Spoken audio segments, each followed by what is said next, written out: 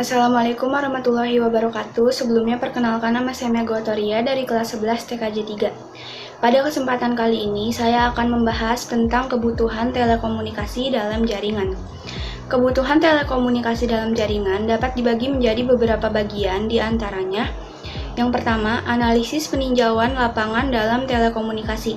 Yang kedua, analisis kebutuhan sumber daya dalam telekomunikasi. Dan yang terakhir, analisis kebutuhan perangkat dalam telekomunikasi. Materi pertama yang akan saya bahas yaitu analisis peninjauan lapangan.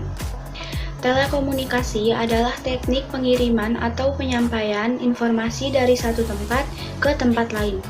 Contohnya telepon genggam. Telepon genggam merupakan media telekomunikasi dua arah yang bisa menyampaikan dan merespon informasi saat bersamaan. Penggunaan ponsel pada zaman ini telah memberikan perubahan perilaku bagi penggunanya, baik itu dampak positif maupun dampak negatif.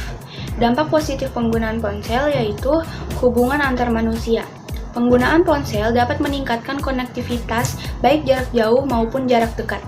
Yang kedua, dunia kerja bisnis. Kita dapat memasarkan dengan cara mudah dan dapat menjangkau sampai ke pasar internasional. Dan yang terakhir, dampak demografis. Untuk warga lansia dapat mengurangi rasa terisolasi dengan menggunakan ponsel. Dampak negatifnya yaitu kepribadian anak, perubahan tingkah laku atau menjadi malas. Yang kedua, kesehatan, menjadi susah tidur atau menjadi kebiasaan. Yang terakhir, tingkat kehidupan masyarakat. Masyarakat menjadi tidak peka terhadap lingkungan. Poin kedua yang akan kita bahas yaitu analisis kebutuhan sumber daya dalam telekomunikasi. A. Jaringan kabel WLAN. Fungsi jaringan ini adalah untuk berbagi sumber daya yang dimiliki dan untuk berkomunikasi secara elektronik. Jaringan WLAN bekerja dengan menggunakan kabel sebagai penghubung komputer. Kabel tersebut diantaranya yaitu ada kabel koaksial, twisted pair, dan serat optik. B. Jaringan tanpa kabel atau wireless. Pengertian wireless adalah jaringan tanpa kabel atau disebut juga nirkabel yang memanfaatkan udara sebagai media transmisi. Fungsi teknologi wireless yaitu pemakaian tidak mempunyai batas ruang gerak. Sistem Wi-Fi dapat diperkuat dengan peralatan khusus misalnya booster dan area jangkauannya lebih fleksibel. Yang C, ada jaringan dengan modem. Modem merupakan perangkat keras pada jaringan komputer yang berfungsi untuk menghubungkan LAN dengan jaringan internet. Berdasarkan teknologinya, modem dibagi menjadi tiga. Yang pertama ada modem dial-up atau modem telepon, yang kedua ada kabel modem, dan yang terakhir ada modem DSL. Yang D, ada jaringan dengan satelit.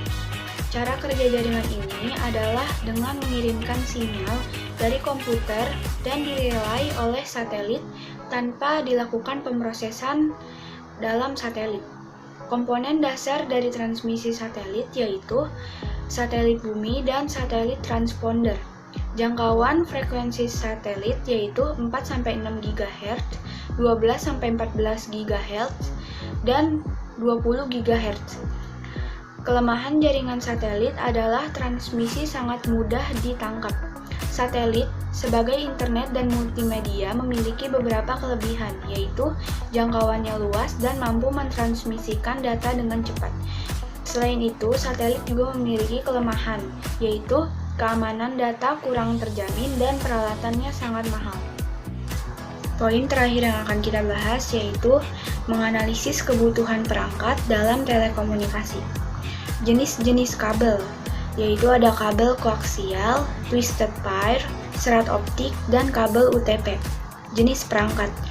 Yang pertama ada NIC, perangkat yang memungkinkan komputer untuk bergabung dengan LAN. Yang kedua ada router, perangkat network yang digunakan untuk menghubungkan beberapa network. Yang ketiga ada switch, perangkat yang identik dengan hub. Yang keempat ada PC, perangkat komputer yang digunakan untuk satu orang saja. Yang kelima ada modem, perangkat yang digunakan untuk menghubungkan komputer. Dan yang terakhir antena pemancar, transformator atau struktur transmisi antar gelombang terbimbing. Sekian materi yang dapat saya sampaikan, kurang lebihnya mohon maaf. Wassalamualaikum warahmatullahi wabarakatuh.